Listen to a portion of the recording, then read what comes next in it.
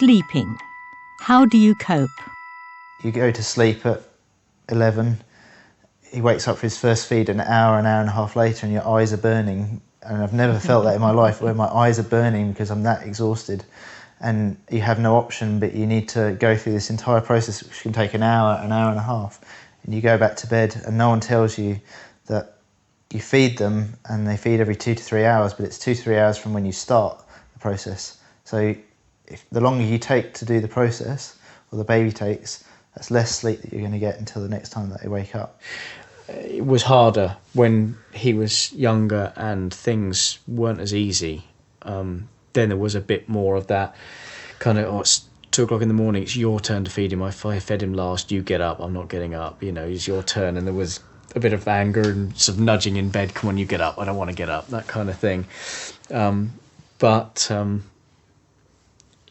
It is like that. You know, you're so used to you just sleeping through the night, not thinking about these things, and when you get tired, you get grumpy. Hearing your baby cry is the worst thing ever. It just goes straight in there, and all you want to do is stop that crying, and your worry is that there's something seriously wrong, and she won't stop crying at all. But because I was feeding him, you know, we got into a lovely routine of that's all he needed. I just needed to feed him and he would go straight off to sleep. If I could get 2 consecutive hours sleep next to each other and then a feed and then do that again, actually I was managing to cope on it. He does go to sleep after a while.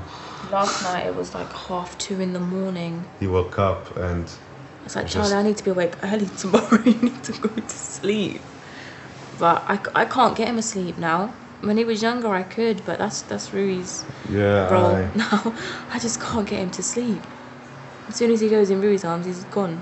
Seeing him every day and growing, and then when they start smiling at you and start pointing to you and start responding, that's when you forget that you're tired, or you forget that you were up all night. It was, you know, you see what it's all for.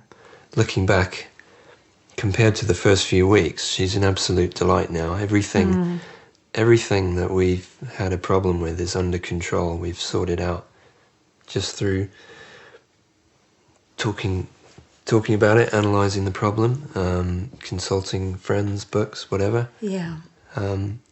Nothing's